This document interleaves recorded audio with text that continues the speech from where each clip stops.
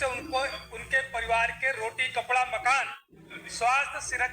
स्वास्थ्य शिक्षा सुरक्षा को देखते हुए समाजवादी पार्टी की सरकार माननीय अखिलेश यादव जी की सरकार ने निःशुल्क और अनिवार्य बाल शिक्षा अधिकार अधिनियम में संशोधन करके उनको सहायक अध्यापक बनाने का काम किया, उनको अच्छी सैलरी देने का काम किया, उनके परिवार में खुशहाली लाने का काम किया।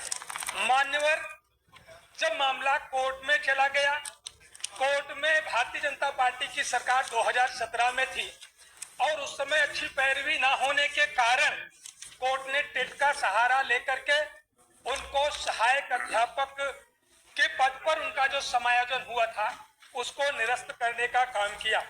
महोदय, तब से लगातार जो 10,000 के मानदेय पर शिक्षा मित्र अपना जीवन निर्वाह कर रहे हैं, परिवार की जीविका चला रहे हैं, किस हालात में होंगे, उनके बच्चों का क्या हो रहा होगा, उनके परिवार का क्या हो रहा होगा, सरकार ने उनकी चिंता करने का काम नहीं किया। मान्यवर, कोर्ट ने केवल उनका सहायक अध्यापकों के पदों पर जो समायोजन हुआ था उसको निरस्त करने का आदेश किया था, न कि उनका मानदेय बढ़ाने का कोई आदेश निरस्त किया था या उनको अन्य किसी मद में और दूसरे भत्तों के रूप में उनका मानदेय बढ़ाने पर कोई रोक लगाने का काम किया था। मान्यवर, ये नहीं कहा था कि उनको बंधुआ मजदूर बना करके उनको काम कराया जाए, 10,000 में उनको जीवन निर्वाह करने के लिए मजबूर किया जाए। मान्यवर, इसलिए ये प्रश्न बार बार विधानसभा में आया है। मान्यवर, हम सब लोग देखते हैं, आज भारत सरकार ने भी इस पर एक राजपत्र जारी किया कि देश का जो कुशल मजदूर है, न्यूनतम दैनिक मजदूरी उसकी 1,000 से कम नहीं होगी और वहीं पर शिक्षा मित्र एक दिन का मानदेय उसका 350 रुपया। मानव कितनी दयनीय स्थिति में है। मेरा प्रश्न था कि क्या माननीय मंत्री जी बताएंगे कि शिक्षा मित्रों का मानदेय बढ़ाने पर विचार करेंगे। सरकार का सीधा सा जवाब आया है, संप्रति विचाराधीन नहीं है।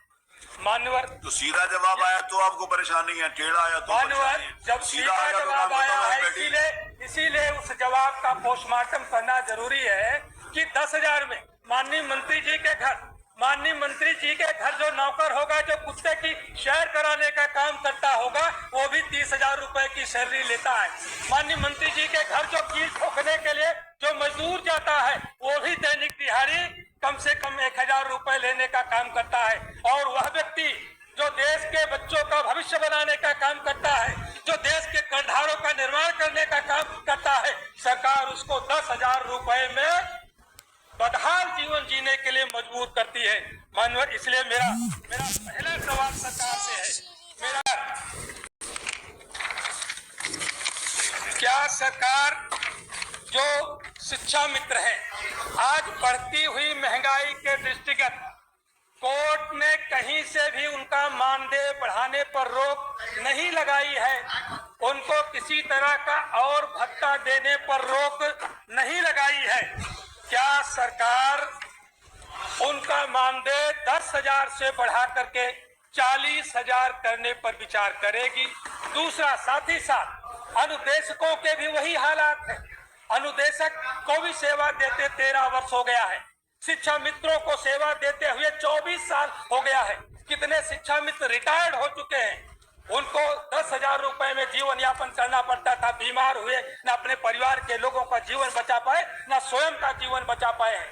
क्या अनुदेशकों का जो मानदेय आपने 9,000 रखा है, उनका 9,000 मानदेय बढ़ा करके 30,000 करने पर विचार करेंगे? आपने भी भारत सरकार का जो एक कुशल मजदूर के लिए न्यूनतम दैनिक मजदूरी 1,000 तक की है, वहीं पर प्राथमिक विद्यालयों में जो रसोइया का काम करते हैं वो किसी कुशल मजदूर से कम नहीं है।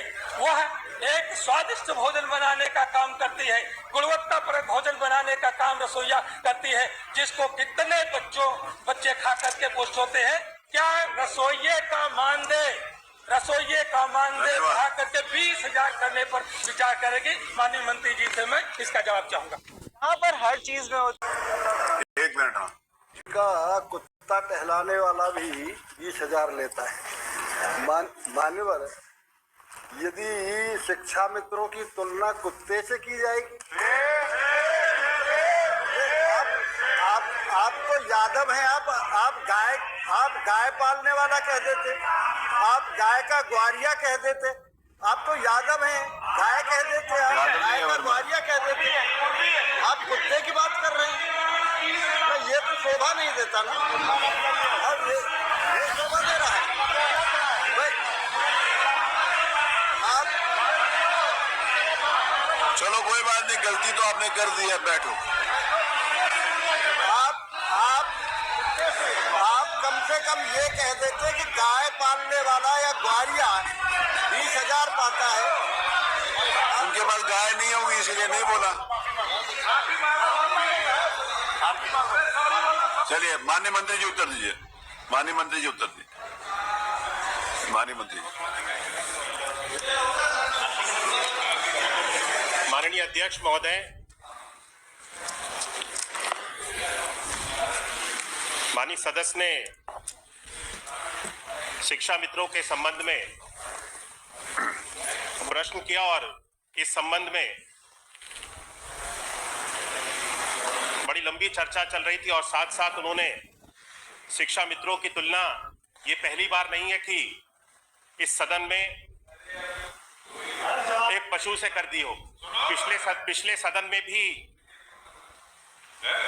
आप में से ही कोई विपक्ष के माननीय सदस्य थे, जब प्रश्न पूछ रहे थे तो उन्होंने शिक्षा मित्रों की तुलना पशु से ही पिछले सदन में भी की थी और आपके माध्यम से तब माननीय सदस्य को उस समय भी टोका गया था और आज भी आपके माध्यम से माननीय सदस्य को टोका गया है। मुझे लगता है कि माननीय सदस्य शिक्षा मित्रों के प्रति जो भाव हमारी सरकार का है, हम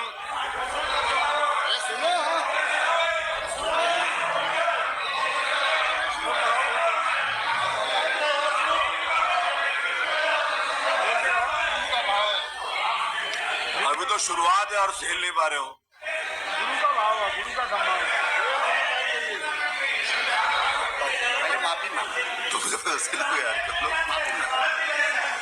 माननीय अध्यक्ष महोदय, मुझे लगता है कि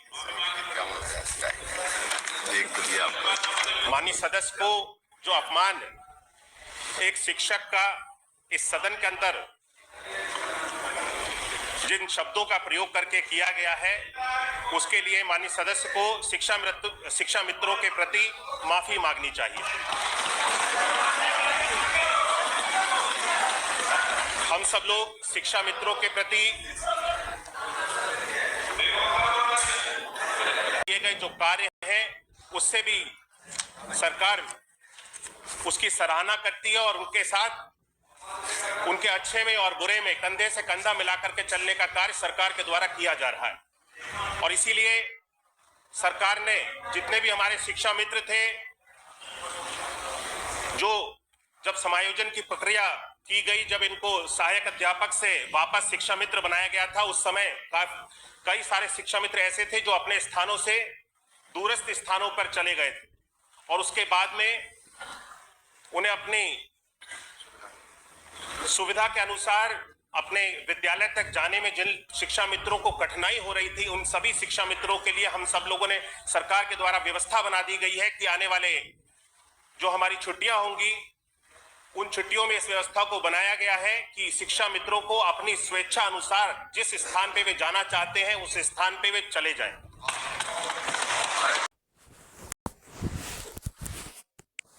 तो फ्रेंड्स, आप सभी देख सकते हैं काफ़ी सारे लोगों के लिए इसमें बड़ी अच्छी जानकारी हैं। खास करके शिक्षा मित्रों के मुद्दे में काफ़ी सारी बातें कही गई हैं। इसी प्रकार की जानकारी फिर से पाने के लिए आप यूट्यूब चैनल को सब्सक्राइब करें, वीडियो को लाइक करें, कमेंट शेयर अवश्य करें। चलिए मिलते हैं नेक्स्ट वीडियो में, तब तक के लिए थैंक यू।